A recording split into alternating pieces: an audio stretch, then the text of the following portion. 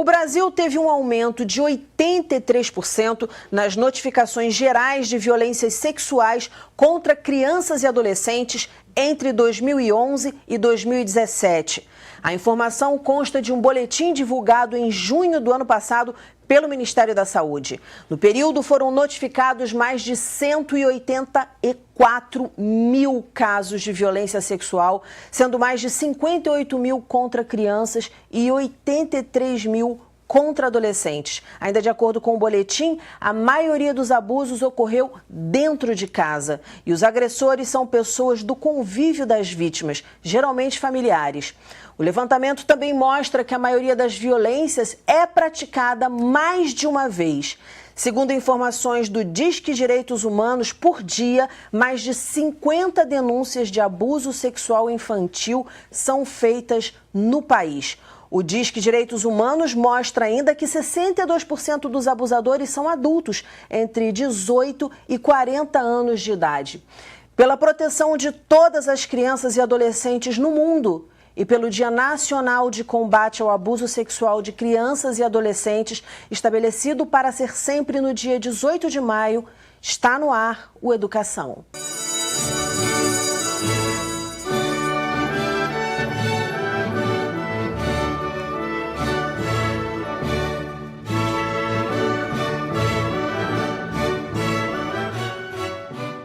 Minhas convidadas são a psicóloga do Tribunal de Justiça do Rio de Janeiro, integrante do Fórum Permanente de Direito da Família da Escola de Magistratura do Estado do Rio de Janeiro, Glícia Brasil, a assistente social do Núcleo de Estudos de Saúde do Adolescente, mestre em Serviços Sociais, Miriam Pérez de Moura, e a escritora Andréa Taubman, que realizou uma pesquisa de 7 anos sobre o abuso sexual de crianças e adolescentes para escrever o livro infantil Não Me Toca Seu Boboca. Muito bem-vindas ao programa. Obrigada. Primeiro, agradecer mesmo a presença de vocês. A gente vai tratar aqui de um tema árduo que pouca gente tem coragem de tratar. Começar com a Glícia, abrir com a Glícia. Vamos começar caracterizando aí, quer dizer, abuso, a palavra abuso não consta da lei. Quais são as diferenças? Então, Dani, a palavra abuso, como o próprio nome já diz, uso excessivo, uso indevido de uma criança como objeto de gratificação. Essa palavra não aparece na lei como forma de crime, o que aparece na Lei 13.431 como sendo um abuso moral e como forma de violência física e ou psicológica contra a criança é a palavra violência sexual, exploração sexual.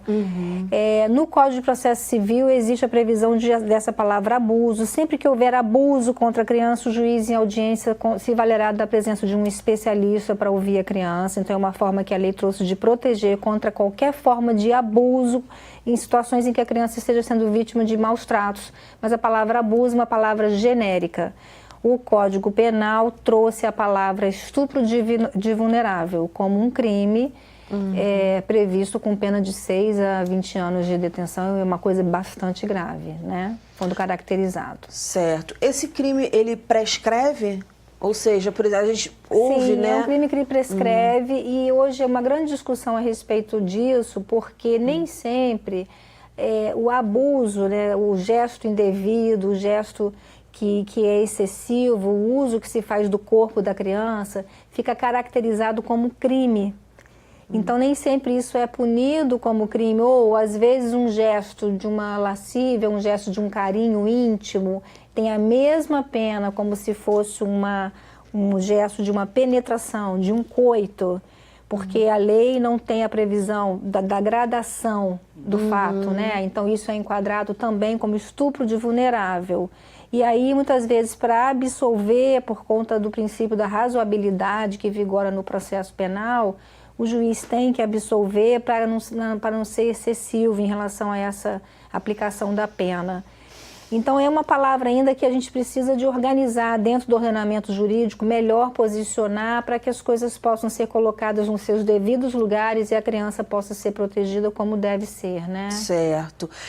Por que eu te perguntei se prescreve? Porque eu acho que com com a nossa conscientização, que tem a ver também com as tecnologias, enfim, existe um movimento maior de denúncia, de reconhecimento do que é um abuso.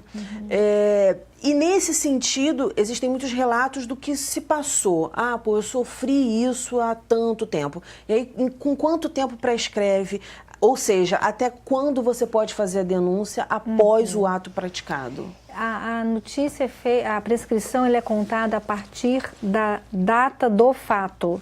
Então, atingida a maioridade, a pessoa tem um prazo, se eu não me engano, de 180 dias para dar notícia do fato. Então, atingida essa idade, ela não pode mais falar sobre isso, ou se falar isso não é considerado mais crime, né? Tem um tempo baseado, não na data do relato, mas na data do fato. Como Miriam, o acolhimento dessas crianças que sofrem abuso sexual? Muitas vezes no ambulatório de pediatria ou no ambulatório de adolescentes, são crianças ou adolescentes que já são nossos pacientes.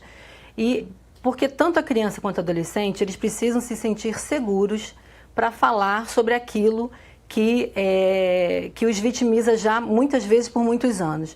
No nosso ambulatório, por exemplo, nós tínhamos um ambulatório de anorexia, de transtorno alimentar, e nós tínhamos uma paciente que ela desenvolveu um processo, né, de anorexia porque ela queria ficar feia para não chamar a atenção daquele agressor que já por vários anos a vitimizava. Então, a equipe multiprofissional de saúde, porque esse adolescente ele pode fazer esse relato no atendimento médico, no atendimento do assistente social, no atendimento de enfermagem, muitas vezes na recepção. Ele chega e diz, olha, eu fui vítima de abuso e eu preciso de ajuda.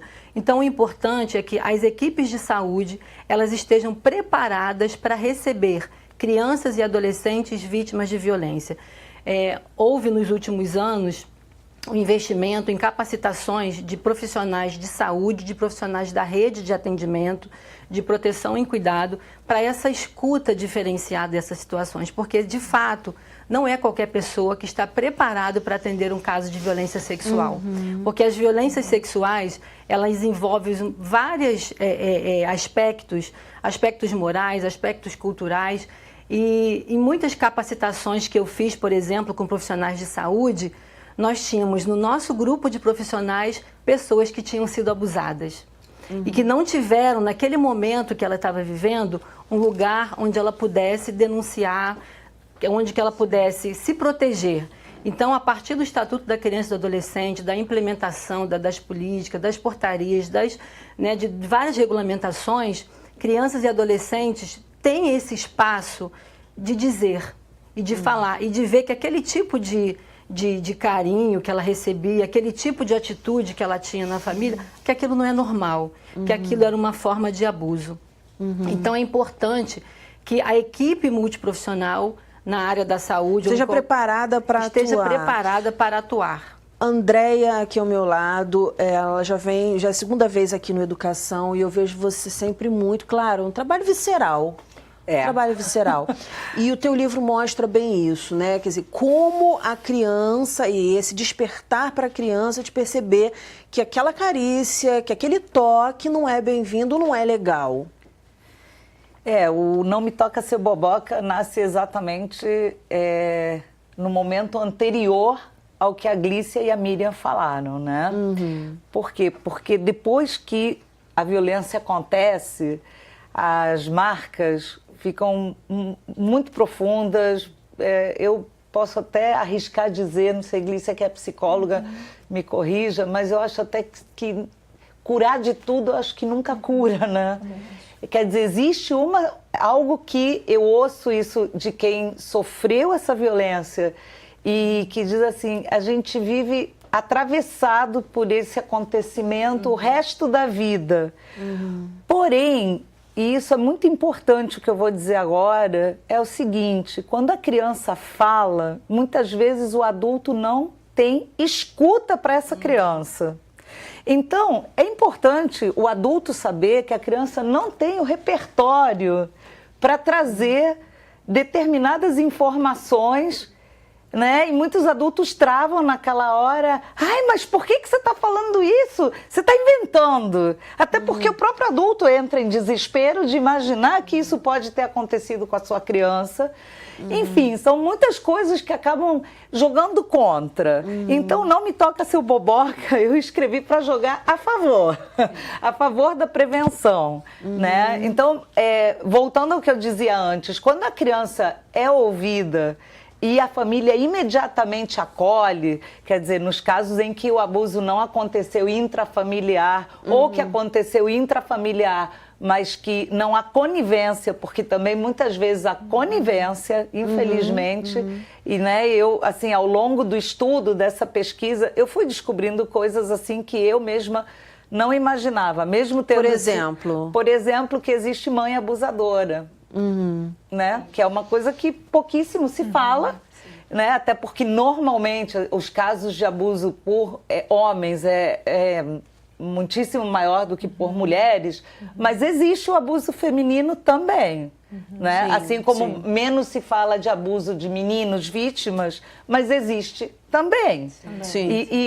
E muito do que nós sabemos, nós supomos, porque é um crime tão subnotificado, ou seja... Acho que até por conta do que eu iniciei falando, né? Ocorre muito na família, ou com pessoas muito próximas à família. Isso, e pegando o gancho aqui, eu adorei a fala, né, de vocês, porque uma coisa que me angustia enquanto profissional é essa prova do abuso que é feita dentro do tribunal e é atribuída ao psicólogo escutar a criança para fazer a prova do fato, porque a maior parte das vezes, a grande maioria, é um crime que não deixa marcas físicas, né?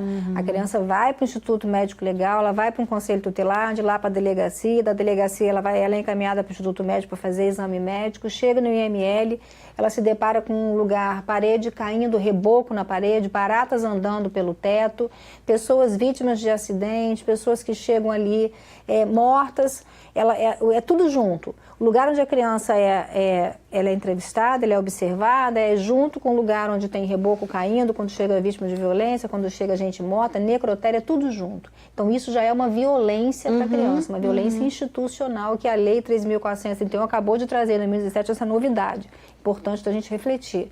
A outra questão que angustia é que a prova da violência é o relato da criança, ou seja, essa criança que foi coagida, que foi ameaçada, que foi aviltada na sua liberdade porque ela tem medo e porque durante um tempo ela acreditou que o que ela fazia não era nada demais, o que faziam com ela estava dentro do permitido socialmente, ela se deu conta só com o tempo. Sim. Ela ainda tem que contar para um terceiro, que é o Estado juiz, o que aconteceu e correndo várias ameaças imaginárias e reais. Sim. Ameaça de ser abandonada, ameaça daquela pessoa que fez o fato com ela abandonar a casa e deixar ela e a mãe e os irmãos à míngua, ameaça de não ter quem cuide. Fora o abusador que quase sempre se utiliza da ameaça que eu vou matar tua mãe, claro, que eu vou... Claro. E a criança não tem até ideia, o papel né, de autoridade que ele representa, ou ela... Sim. representa, isso já é uma ameaça. A ameaça Claro. pode não ser, vou te fazer, mas o papel de autoridade ele traz uma ameaça. Tem uma face perversa na violência sexual, porque nem sempre ela é acompanhada de dor, ou do uso de violência ou da força física. O primeiro, assim, o que me impulsionou a estudar a violência sexual contra crianças, eu me lembro em 1998, eu como residente de serviço social no Hospital Universitário Pedro Ernesto, uma menina de 3 anos com IST, que é infecção sexualmente transmissível, que na época ainda era DST. A menina tinha condiloma em todo o órgão genital dela. Ela tinha 3 anos e eu me lembro dela sentada na minha sala, no colo do pai, que era o agressor, e ela num amor com aquele pai, num carinho com aquele pai, porque ele abusava dela, mas ele não a machucava, ele a estimulava. Né? E nós temos que tirar essa ideia de que criança não sente prazer. Isso é muito importante. Criança sente prazer. Sim. Só que a forma como isso Freud é feito... sofreu e até hoje Exatamente. sofre, né? Isso é uma violência. O fato dela não sentir dor, o fato dela não ter nenhum tipo de agressão física é uma violência sexual. É estimulante, E né? foi um dos casos mais Nosso corpo é difíceis sensível, né? A gente tem o tato em toda a pele. Porque essa menina foi internada, e aí é que vem o papel importante dos profissionais envolvidos, desse trabalho em rede, de você fazer contato com os órgãos de proteção, de você ter apoio da família, e nesse caso nós não tínhamos, porque a mãe foi contra a menina, e essa menina foi abrigada, então ela foi violentada mais uma vez, porque ela saiu daquele espaço, daquele pai que ela amava, mas que era o abusador, e ela foi para um abrigo.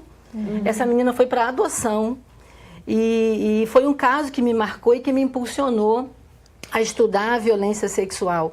E a gente tem muitas etapas nesse processo de proteção, né, que vai desde o acolhimento, desde a valorização da fala dessas crianças e desses adolescentes, até as medidas de proteção, que requer um trabalho longo. Muitas vezes a gente pensa, recebi uma criança, ouvi, notifiquei, acabou. Não. A notificação é a cereja do bolo. A notificação é quando se começa esse processo, né? Que você faz essa relação com a rede, que você faz esses contatos e você busca medidas de proteção. E aí eu queria falar uma coisa muito importante, que assim, a gente às vezes tem a sensação de que o filho é propriedade dos pais. Se fosse, não haveria, né, a tirar a guarda, tirar a tutela e etc e tal. Então, assim, eu queria que vocês falassem o que a gente pode fazer, né, se a gente perceber que uma criança está sendo abusada sexualmente.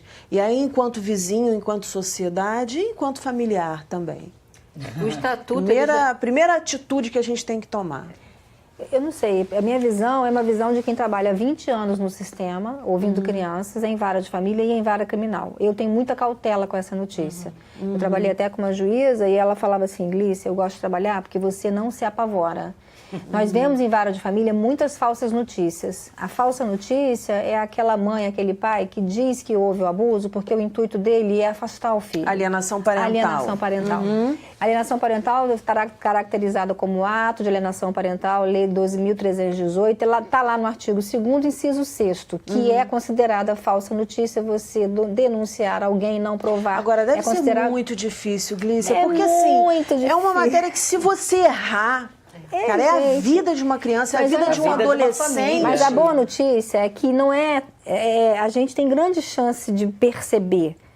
Por quê? Porque a gente entrevista não só a criança. Quando você faz a avaliação psicológica no contexto de poder judiciário, a gente entrevista pai, mãe, criança com pai, criança com a mãe, mais de uma vez a criança sozinha, e você consegue entender em que contexto a notícia se deu. Exemplo, a criança chega para a mãe dizendo, eu mamei no pinto do papai. Quando eu fui entrevistar a criança, para resumir, porque o nosso tempo é curto, a criança estava enciumada porque o pai casou de novo e via a madrasta dando mamar na neném, via o pai botando a menina para rotar, e a menina de 5 anos de idade, essa que disse que mamou no pinto do pai, queria mamar no peito do pai porque ela viu a nenenzinha pequena encostadinha no peito do pai, supostamente mamando no peito do pai. Quando ela contou para a mãe que queria mamar no peito do pai, igual a irmãzinha mais nova fazia, a mãe entendeu no pinto. A mãe entendeu pinto e começou a gravar a menina falando pinto. Saiu enlouquecida para o conselho tutelar, enlouquecida para a delegacia, para a rede. Quando a gente chamou todo mundo no tribunal, suspendeu a convivência com o pai e fomos avaliar o que aconteceu, ficou claro, ouvindo todo mundo, que foi uma consequência de telefone sem fio, entendeu? Entendi. Mas vamos voltar para aqui. Claro.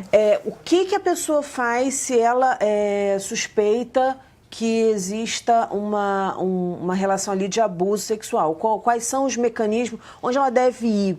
É uma coisa que não deve ir a lugar nenhum, primeiramente. Deve primeiro sentar, tentar entender, não gravar, não ficar com essa coisa de fazer prova contra o outro, acolher, desenhar, tentar conversar com a usar criança ludicamente. primeiro. Me explica o que aconteceu, sem perguntas indutivas. Me conta sobre isso. Como é que foi lá? Não ficar fazendo pergunta específica sobre o fato, nem quem, nem quando. Deixa a criança falar livremente e observa.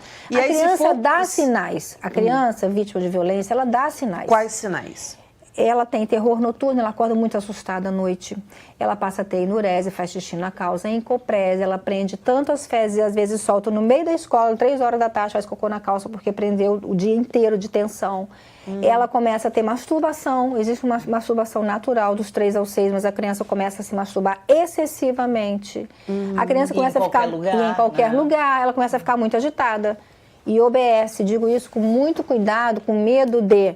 A mãe percebe isso e já acha que isso é abuso. Não. Esses sintomas são sintomas de criança vítima, mas também são sintomas de outras questões. Sim, por isso é que tem que ser visto com cuidado. E não são todos os sintomas que a criança vítima vai ter. Ela pode ter um ou outro. Isso. Ela tem principalmente muita ansiedade, desconfiança de adultos estranhos. Ela passa a ficar ressabiada, ela passa a ficar retraída. Uma tristeza profunda. Uma tristeza. A criança dá sinais.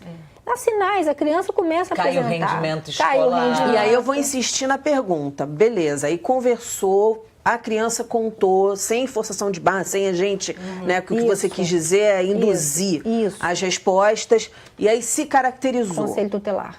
Conselho tutelar, primeiro passo. Primeiro passo, conselho tutelar. O conselho tutelar vai encaminhar para a delegacia vai encaminhar para o IML vai encaminhar de volta para a delegacia e o promotor vai noticiar o tribunal.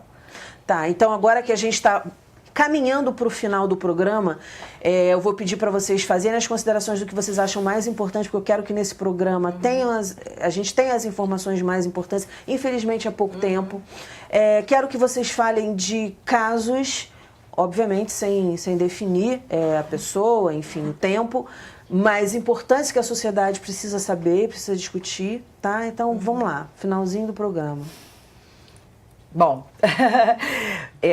de minha parte eu acabo recebendo por causa do livro, assim, às vezes vem pelo inbox do Facebook, às vezes vem pelo Instagram e é interessantíssimo isso, porque são pessoas adultas que falam, é a primeira vez que eu falo, nem me conhecem, gente. Assim, é a primeira vez que eu falo sobre isso me aconteceu quando eu tinha 5 anos, 7 anos, enfim. Quer dizer, é um crime que silencia muito, né? Silencia e deixa dores horríveis na pessoa. Então, elas acabam falando, obviamente, tudo que eu recebo fica ali guardado, é um tesouro, né, que decorre dessa história aqui contada pela Ritoca, né? A Ritoca conta isso em primeira pessoa, é uma história de quase. O Não Me Toca Seu Boboca é uma história de quase, por isso que eu falava, assim, o que é que eu acho que traz o Não Me Toca Seu Boboca como algumas diferenças desse livro, né? Primeiro que é uma narrativa literária, é uma narrativa litero-informativa, para falar a verdade, porque tem uma parte literária que é essa personagem infantil, né? Que é a coelhinha, a Ritoca, contando do vizinho que chegou e que se aproximou das crianças, muito bonzinho, muito bacaninha, muito sorridente, né? Porque não, gente, o abusador, na maioria das vezes, ele não tem cara de mal, né? Só que isso aí, é muito importante com o decorrer da narrativa, ele chama as crianças, ele fala, ele é muito sozinho, ele adora criança. Ele começa a se fazer de vítima, né? Eu sou sozinho no mundo. Exatamente. Aí ele chama as crianças para conversar, para ir brincar na casa dele, e ele, não pode falar, não pode contar pra ninguém. Então, se tem segredo, né? E aí ela já começa a ficar com aí ela a pulga atrás da orelha. Ela fala assim, achei o pedido estranho, mas todos se animaram com tamanha diversão. Alguma coisa me dizia que ia dar confusão, porque a criança tem intuição. Então, basta a gente dar aquele voto de confiança para a criança, dizer, eu acredito no que você me diz, então não tenha segredos comigo, nós podemos falar sobre absolutamente tudo, né? Que essa deveria ser a relação entre pais e filhos, enfim, com certeza. Cuidadores de um modo geral, né? Glícia, me fala uma coisa, quais são as marcas que isso aí deixa? A questão do abuso deixa marcas principalmente relacionadas à autoestima, né? A questão da culpa. A pessoa que foi vítima, ela, na verdade, ela acredita que ela tenha causado o abuso. Isso é muito comum. Mulheres adultas acabam se envolvendo em relações violentas, abusivas, acabam sendo vítimas dos futuros parceiros, vítimas de violência doméstica, porque carregam aquele fardo, aquela culpa de acharem, porque acreditaram lá no passado que elas é que causaram. Elas foram as grandes sedutoras. O que tem hoje de mais bizarro nas audiências criminais é uma criança de 6, 7 anos de idade ser acusada de ter seduzido um homem de 40 anos de idade. Porque usava short curto, ou porque estava de top, ou porque sentava no colo. Que é uma total inversão. Isso é uma total inversão, né? Só que a criança perverso. acredita, é a perversão. A criança acredita e por mais que a gente faça terapia, a gente estimule, eu vejo mulheres adultas repetindo o padrão do abuso. E aí o que mais me deixa impressionada com esse trabalho que a Andréa faz, que é belíssimo, que é de prevenção e é muito importante, é que roubaram a infância dessa pessoa. E isso ninguém traz de volta. São pessoas que se amadurecem muito cedo, se tornam pessoas tristonhas, deprimidas na maior parte das vezes, ou que bebem, ou que fazem uso de drogas, ou que se automutilam, ou que se envolvem em relações violentas. Isso é muito ruim. É uma marca que o abuso deixa, é muito ruim. E aqui no Por livro isso a gente traz, né? Fiquei envergonhada, tive medo de que achassem que era eu a culpada por ter entrado nessa tremenda enrascada. Aqui o tio Pipoca já mostrou ao que veio, né? Porque ele chama a Ritoca sozinha e ele diz para ela, ele começa a Não, que eu acho envolver, fantástico né? que você deixa isso claro. Como é o início desse envolvimento, que é uma coisinha, deixa eu olhar a sua orelhinha. Exatamente. Deixa eu, né? Que é para ligar, como eu falo para as crianças, ó, orelhinha de Ritoca, tem que ficar com a orelha ligada para ver, mas isso aí está nos fazendo sentir bem ou a gente acha que tem alguma coisa estranha nessa conversa, nessa atitude? E agora, no finalzinho, eu quero perguntar para vocês o seguinte, eu ia falar essa doença, é uma doença, essa doença que ocorre bem perto da família ou na família, quais as dicas que vocês dão agora nesse finalzinho de programa para a gente poder combatê-la? Porque é algo tão íntimo, né, e que causa vergonha por parte das vítimas, por vítimas tão indefesas, que se torna difícil a notificação, a denúncia. Queria ouvir a fala de vocês rapidamente, a gente tem um minutinho. O Estatuto é bem claro que diz que é um dever da sociedade e do Estado a proteção de criança e adolescente. Então, se a gente tem conhecimento, não precisa de confirmação, se a gente tem a suspeita e a gente não sabe o que fazer, procura uma orientação de pessoas, porque existe uma gama enorme de profissionais hoje, né? Somos só 3 aqui, mas tem muitos outros profissionais em escolas, em hospitais, em clínicas da família que trabalham com a questão do abuso sexual. Converse com crianças, converse com os adolescentes, explique para os seus filhos, né, o que pode, o que não pode, o que é esse sentimento. Né? Eu lembro que eu fiz isso com meu filho, ele tinha 2 aninhos de idade, ele foi para a creche me ligou apavorada porque tinha que trocar a fralda dele, ele não deixava. Ele gritava, socorro, socorro, aqui ninguém pode mexer. E eu tive que ir para lá e conversar com ele, porque eu estava fazendo a minha dissertação e eu estava grávida.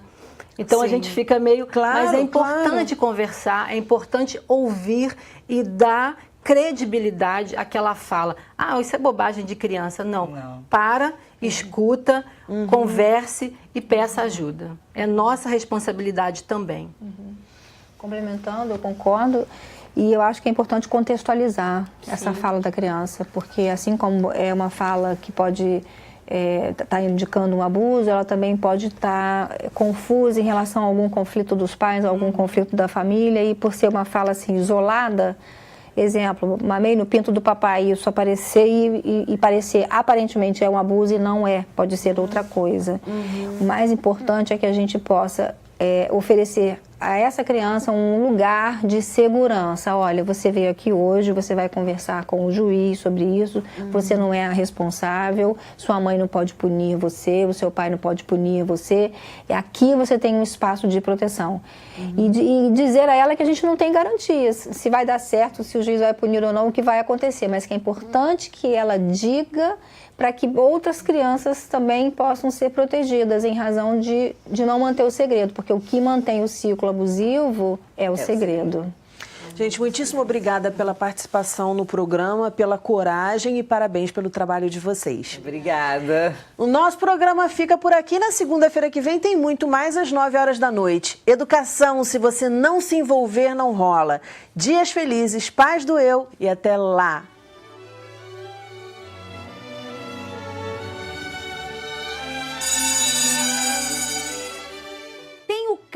as minhas dúvidas. Quem te ensinou a nadar, hein? Quem foi que te ensinou a nadar? Foram os peixinhos do mar?